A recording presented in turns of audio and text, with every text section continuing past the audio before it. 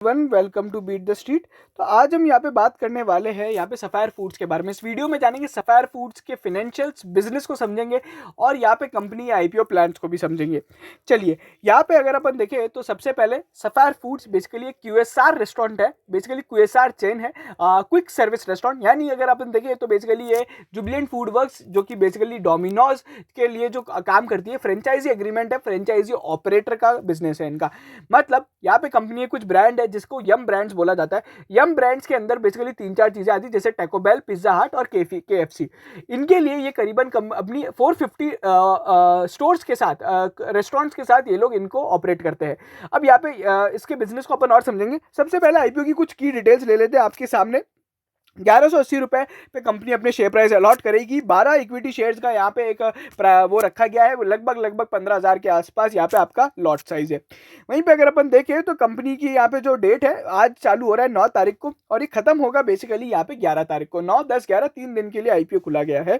अच्छा, अगर अपन देखें यहाँ पे कंपनी के जो बेसिकली फाइनेंशियल्स है, अगर अपन देखें ईपीएस जो कि अपने को नेगेटिव दिख रहा है, रिटर्न ऑन नेटवर्थ नेगेटिव दिख रहा है। इससे अपने को समझ में आ गया होगा कि कंपनी का जो, अगर आप देखोगे, is not profitable venture, company is a loss making business.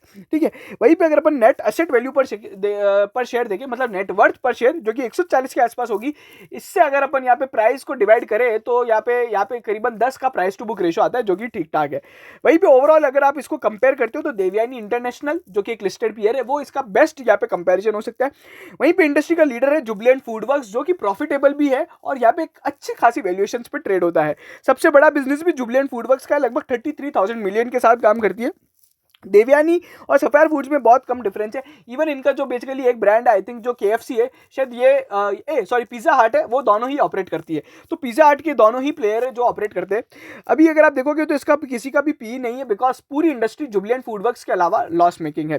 ठीक है। इसमें से 2 कंपनीज है, बर्गर किंग और यहाँ पे अपना बारबेक्यू नेशन, जो कि बेटर परफॉर्म कर रही है and they are on path to become the profitable venture. Return on net worth के हिसाब से अगर आप देखोगे, देवयानी का जो रिटर्न ऑन नेटवर्थ है नेगेटिव रहा है 48% से, सफायर फूड्स का 22% से। चलिए, अगर अपन देखें पीयर कंपैरिजंस की भी मैं बात करूं तो बेसिकली यहाँ पे कंपनी क्या कर रही है, सफायर फूड्स का जो मार्केट कैप होगा वो 7,500 करोड़ के आसपास होगा। देवयानी इंटरनेशनल 17,000 करोड़। सेल्स यहाँ पे अगर अपन देखें 1,000 करोड़ की देवयानी इंटरनेशनल्स की है, वहीं पे इनकी जो सेल्स है वो 1135 करोड़ की सेल्स है। अगर अपन देखें तो कंपनी का प्राइस टू सेल्स का रेशो है वो करीबन 6.9 आता है, देवयानी इंटरनेशनल का 15.5 आता है। अभी अगर आप देखोगे नंबर ऑफ स्टोर्स इनके 437 के आसपास है और वहीं पे देवयानी के जो स्टोर्स है वो यहाँ पे 692 है। रेवेन्यू पर स्टोर यहाँ पे कंपनी का ज्यादा है एंड ओवरऑल वैल्यूएशंस के टर्म्स में भी कंपनी यहाँ पे अंडर वैल्यूड है। और यहाँ पे अगर अपन फाइनेंशियल या फिर अदर मैट्रिक्स, यहाँ पे ऑपरेटिंग मैट्रिक्स को देखें तो ये कंपनी बेटर परफॉर्म कर रही है। आप कह सकते हैं सफायर फूड्स यहाँ पे एक अच्छा प्रोस्पेक्ट हो जाएगा और यहाँ पे देवयानी इंटरनेशनल से आप यहाँ पे सफायर फूड्स पे पैसा लगाएंगे तो ज्यादा एक वैल्यू क्रिएट होगी।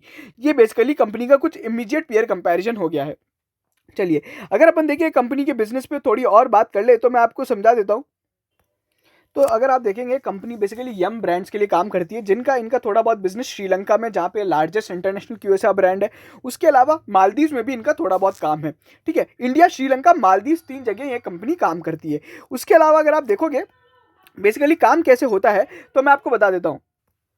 काम इसे ऐसे होता है कि जब यम ब्रांड इनको कॉन्ट्रैक्ट देता है तो बेसिकली ये लोग उनके लिए, उनके ब्रांड्स के लिए रेस्टोरेंट खोलते हैं, यानी केएफसी वगैरह के लिए खुद रेस्टोरेंट खोलते हैं, वही ऑपरेट करते हैं और बदले में केएफसी को ये लोग कुछ एक रॉयल्टी फी यानी कमीशन पे करते हैं। जो अभी कमीशन की रेट है वो 6% से 6 to 6.3% है।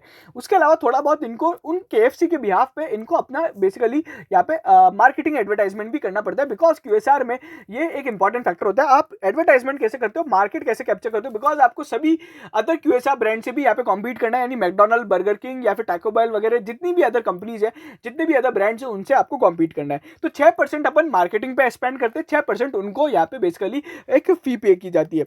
कुछ यहाँ पे अगर बेटर डिटेल्स के लिए अगर अपन देखें तो ऑपरेटिंग मैट्रिक्स कुछ इस तरीके से 450 रेस्टोरेंट्स है। केएफसी इंडिया, यहाँ पे अगर अपन देखें मेन इनका बिजनेस केएफसी इंडिया है। और अगर अपन देखें फिर पिज्जा हट है 171। मोस्ट ऑफ द जो इनका इंडिया का बिजनेस है वो नॉर्थ के अलावा, सॉरी मतलब साउथ और यहाँ पे वेस्ट साइड में है। ठीक है। और इसी तरीके से यहाँ पे कंपनी का इबिटा लेवल पे कंपनी प्रॉफिटेबल है, मतलब इबिटा प्रॉफिट में 12% का इनका इबिटा मार्जिन है। उसके अलावा रिसेंट डेवलपमेंट्स वगैरह ठीक है, वो सारी चीज़ें हो चुकी है।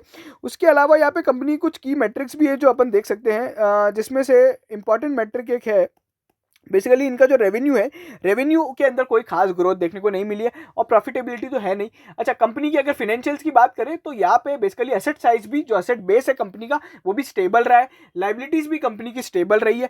कैश फ्लो पॉजिटिव रहा है। अगर अपन देखें FY21 के लिए यहाँ पे ऑपरेटिंग एक्टिविटीज से, तो यहाँ पे ठीक ठाक रही है। अभी ग्रोथ आई नहीं है, बट यहाँ पे कंपेरेटिवली देवयानी इंटरनेशनल से यहाँ पे एक अच्छी बिजनेस है। तो इस तरीके का काम हो रहा है। ये लगभग सारी चीजें हैं।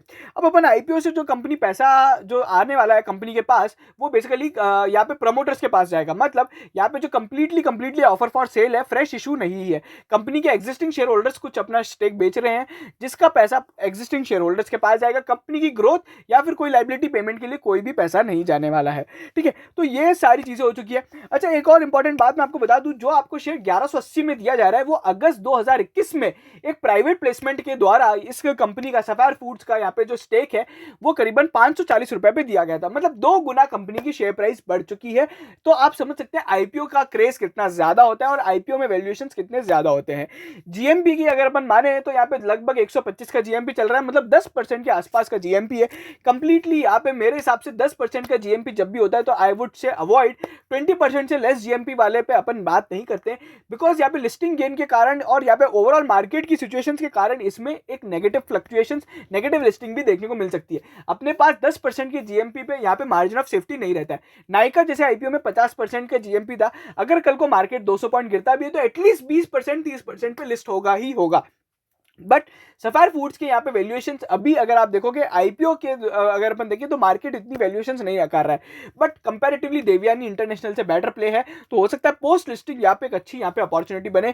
अगर यहाँ पे नेगेटिव लिस्ट होता है, यानी 1000 के लेवल्स के आसपास मिलता है, तो इसको बाय करना चाहिए, बिकॉज देवयानी इंटरनेशनल की बेटर परफॉर्मेंस रही है। आने वाले क्वार्टर को अपन बिल्कुल देखेंगे और उस अकॉर्डिंगली ही यहाँ पे फर्दर डिसीजन लेंगे। मेरा फेवरेट पिक बेसिकली इस कंपनी और इस इंडस्ट्री के अंदर यहाँ पे क्या रहता है, वो जुबिलेंट फूडवर्क्स रहेगा, जो कि लीडर है और वो प्रॉफिटेबल वेंचर है। उसके बाद अपन जाएंगे बर्गर किंग के साथ। तो ये दो मेरे टॉप पिक्स है क्यूएसआर के अंदर। लगभग सारी चीजें अपन ने यहाँ पे डिस्कस कर ली है। मोटा मोटी यहाँ पे अपन बिजनेस भी समझ चुके हैं, फाइनेंशियल्स भी देख चुके हैं, पीयर कंपैरिजंस भी कर चुके हैं। ओवरऑल क्यूएसआर का जो बेसिकली अभी मॉल क्यों चल रहा है मैं आपको वो भी समझा देता हूँ। जितनी भी अगर अपन देखें तो इतनी सारी क्यूएसआर कंपनीज लिस्ट हुई है। सबसे पहले बर्गर किंग, बारबेक्यू नेशन, फिर देवयानी इंटरनेशनल और अब ये। तो अब ये क्यों हो रहा है, इसके पीछे बेसिकली आप रीजन समझिए कि लास्ट ईयर कंपनी को यहाँ पे इन सभी रेस्टोरेंट्स को बंद होने के कारण यहाँ पे इनकी कोई ग्रोथ नहीं थी। अब एकदम से जब यहाँ पे रेस्टोरेंट्स खुले हैं, ओवरऑल सब लोग यहाँ पे अब बैक टू ऑफिस पे आ चुके हैं, तो यहाँ पे सभी के रीओपनिंग ऑफ इकोनॉमी के कारण इनकी ग्रोथ एकदम से लास्ट ईयर से कंपेयर करोगे तो बहुत ज्यादा 2x 3x या फिर डबल डिजिट ग्रोथ दिख रही है।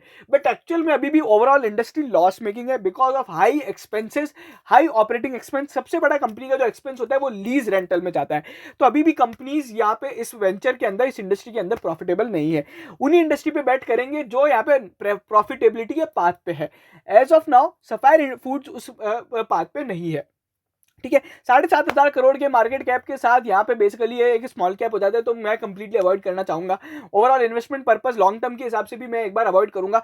देखिए धीरे धीरे कंपनी जैसे यहाँ पे परफॉर्म करेगी उसके बाद अपन यहाँ पे इसमें पैसा लगाएंगे। एक और बात, यहाँ पे एंकर इन्वेस्टर्स कंपनी के काफी अच्छे रहते हैं, बड़े बड़े डोमेस्टिक और इंटरनेशनल फंड ने पैसा लगाया था, बट वो भी आपकी जैसे ही लिस्टिंग गेन के लिए अप्लाई कर रहे हैं, वो लोग 30 दिन के बाद अपने शेयर बेच सकते हैं। तो यहाँ पे हो सकता है जो लोग आप यहाँ पे ट्रेडिंग करने के हिसाब से ले या फिर होल्ड करके रखिए, तो 30 दिन से पहले जरूर निकल जाइएगा, बिकॉज जिस दिन आईपीओ को 30 दिन कंप्लीट हो जाएंगे उसके बाद एक सेलिंग प्रेशर क्रिएट होता है, बिकॉज एंकर इन्वेस्टर्स अपना स्टेक बेचते हैं। जैसे अभी अपन ने रिसेंट में देखा पारस डिफेंस में हो रहा है, और सभी कंपनीज में होता है कि एंकर इन्वेस्टर्स का लॉक इन पीरियड जैसे ही 30 दिन का खत्म होता है, सेलिंग प्रेशर दिखाई देता है, शेयर नेगेटिव परफॉर्म करता है। लगभग सारी चीजें आपको बता दी गई है। अगर आपको वीडियो पसंद आए तो लाइक करें, शेयर करें, सब्सक्राइब जरूर करें चैनल को।